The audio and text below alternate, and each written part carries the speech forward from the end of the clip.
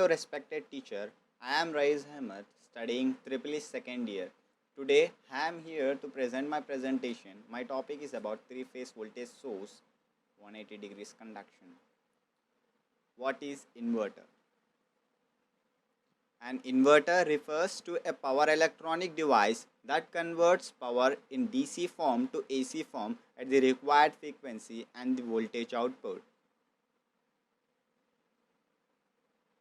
Let us look upon the inverters, the classifications of inverter. That is, the inverters are classified into two main categories. First one is voltage source inverter, VSI, and the second is current source inverter, CSI.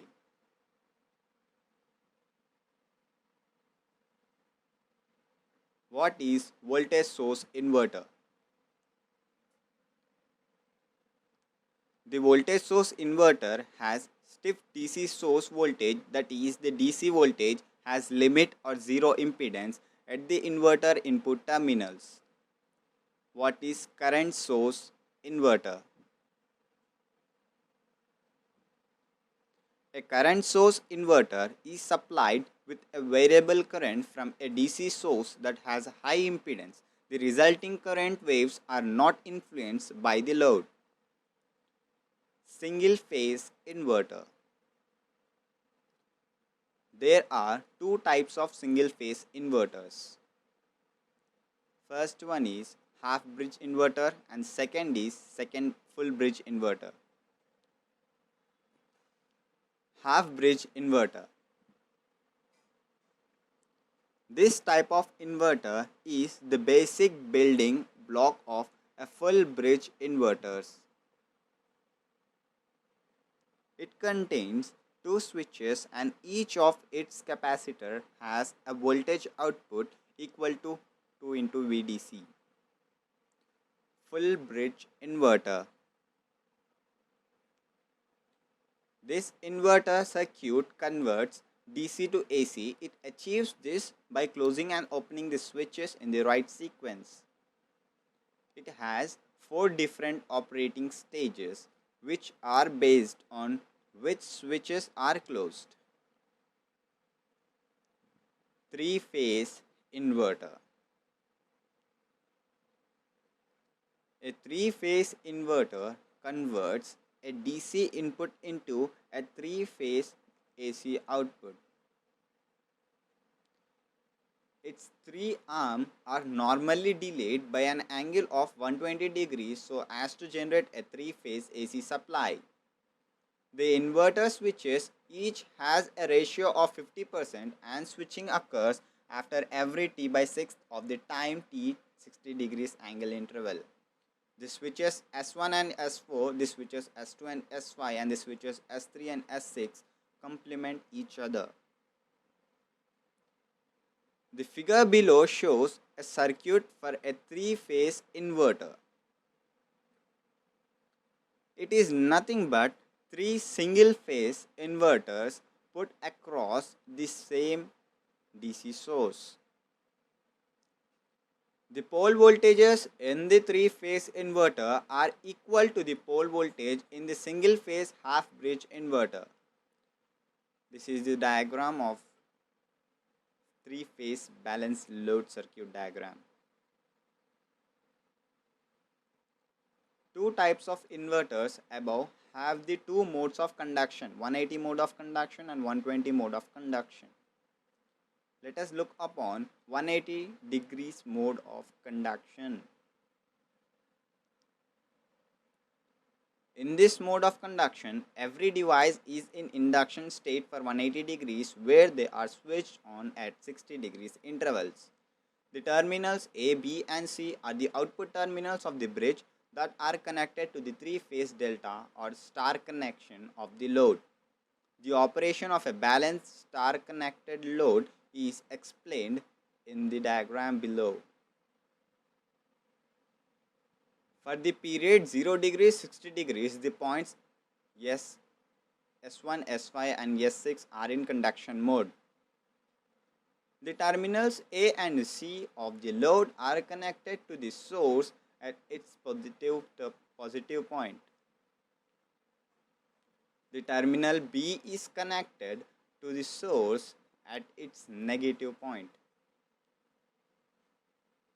In addition, resistance R by 2 is between the neutral and the positive, and while resistance R is between the neutral and the negative terminal. Here we go by the diagram. In three-phase inverter, each SCR conducts for 180 degrees of a cycle. Thyristor pair in each arm, that is T1, T4, T3, T6, T5, T2, are turned on with a time interval of 180 degrees. The wave diagram of 180 degrees conduction mode. It means that T1 conducts for 180 degrees and T4 for the next 180 degrees of a cycle. Thyristor in the upper ground, that is T1, T3, T5, conducts at an interval of 120 degrees. It implies that if T1 is fired at omega t is equals to 0, then T3 must fire at omega t is equals to 120 and T5 at omega t is equals to 240 degrees. Same is true for the lower group of SCRs. On the basis of the firing scheme, a table is prepared as shown at the top of the figure. In the second row, T3 from the upper group is shown to start conducting 120 degrees after the T1 start conducting. In the table, first row shows that T1 from upper ground conducts for 180 degrees, T4 for the next 180 degrees, and then again T1 for 180 degrees, and so on. After T3 conduction for the 180 degrees, T6 conduct for the next 180, and again T3 for the next 180 degrees, and so on.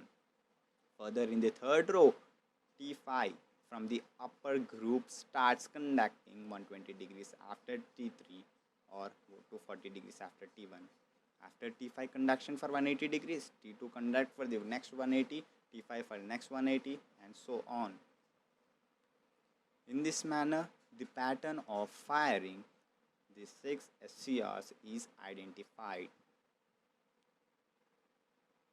This table shows that T5, T6, T1 should be gated for step 1, T6, T1, T2.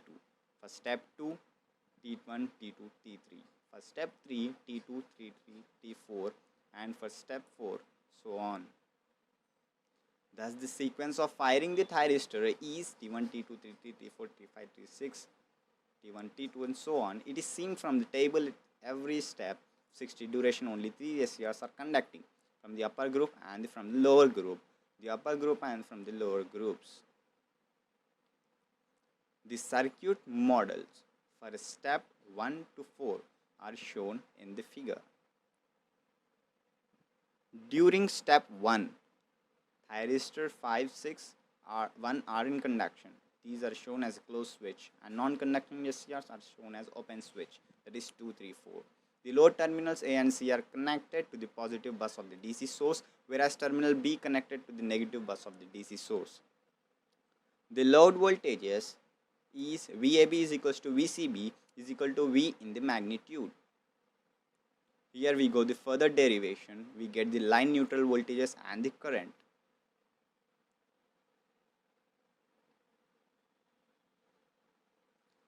Here we go the circuit diagrams of every step. In this first step, 5, 6, 1 are closed, and step 2, 6, 1, 2 are closed. That is 60 to 120 degrees, and step 1 is 0 to 60 degrees. Step 3 and step 4 further, 1, 2, 3 switches are closed, 120 to 180 degrees, and step 4, 180 to 240 degrees. Here 2, 3, 4 are closed. Equivalent circuits of 3 phase. 180 degrees diagram. Conclusion. Hereby I conclude my seminar presentation. Thank you for giving me the opportunity to present my presentation. I gathered the information from the book and the internet. The resources used are Power Electronics. The author is DPS Indra.